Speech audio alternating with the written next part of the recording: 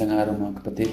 Thank you for coming by po sa daily devotion natin. Umpisahan po natin sa Exodus chapter 34 verse 12 to 14. Basahin po natin.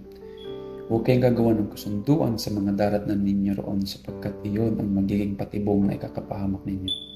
Sa halip, sirain ninyo ang kanilang mga altar, durugin ninyo ang mga batong ginagamit nila sa kanilang pagsamba at ibuwal ang haliging kinikilala nilang sagrado.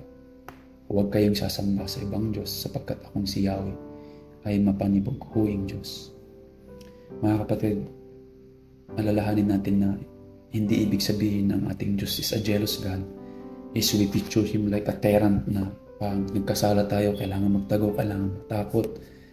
At nanginginig tayo sa takot dahil siya ipapatay, dahil tayo paparusahan. Hindi po ganun. In fact, behind the jealousy of God, makikita natin yung pagmamahal niya. And this is true in illustration in relationship, diba? Sa mag-asawa, hindi po magsiselos ang isang spouse kung hindi po niya mahal yung kanyang kabiyak. So sa ating devotion today, to maintain our fellowship sa ating Panginoon, just to be loyal, to be faithful to Him, malinaw yung commandment ng Panginoon na huwag tayong gagawa ng kasunduan sa ating mga daratnan sapagkat iyon ang magiging patibong at ikakapahamak natin. You see, mahal tayo ng Diyos. Alam niya na ikakapahamak natin kapag tayo nagawa ng pagkasundo o gumawa ng mga ways of the world. Diba? Kasi alam niyo naman ang sin sa Genesis 4:7, ang sabi, ang kasalanan ay tulad ng mabangis na hayop na laging nag-aabang upang lapain ka. Alam ng Diyos that sin produces death, for the wages of sin is death. Another commandment, Panginoon, mga kapatid, to do this.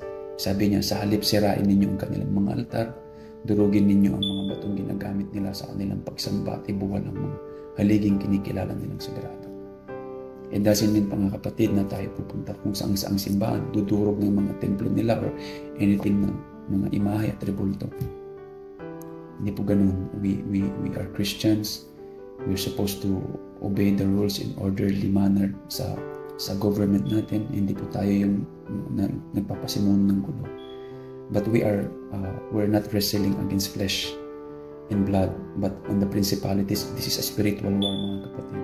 The way to do this is to be faithful to share the gospel, learn the ways of God, read our Bible, and correct, rebuke the wrong ideologies, the wrong teachings, philosophies of this world by any means, by any opportunities sa mga tao, mga kapatid.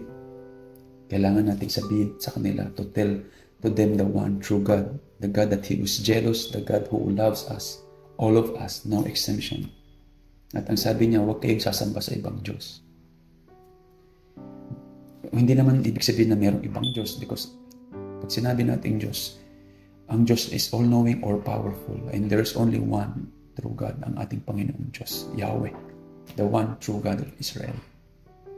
Halimbawa na lang, mga kapatid, is the false God of this world, and the scripture says he is Satan.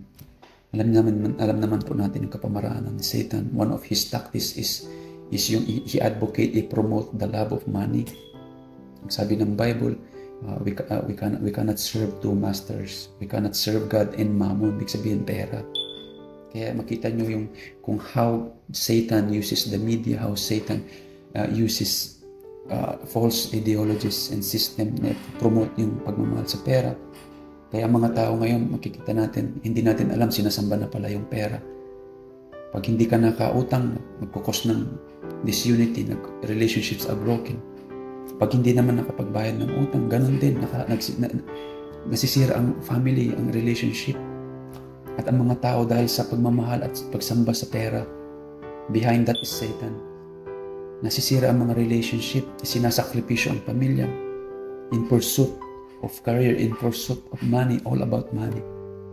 At isa lamang po yan sa mga false teachings and ideologies of false gods of this world. Kaya ang sabi ng Diyos, huwag kayong sasamba sa ibang Diyos. Ako lamang si Yahweh, ang mapanibughuing Diyos. And it's such a blessing, mga kapatid, na ang ating Diyos ay seloso. Could you imagine kung hindi tayo mahal ng Diyos? Kung hindi siya seloso, hayaan lang tayo na gawin ang gusto natin. Alam natin ay kakapahamak natin. So this is a reflection, mga kapatid, from the very foundation ng ating pananampalataya. As we embrace ang New Year, new beginning, bagong taon, maalaala nawa natin mga kapatid. Ang ating Diyos, Kanyang utos na mahalin siya with all our heart, with all our soul and strength. Nawa na bless kayo mga kapatid. And have a blessed day and good day in Jesus' name.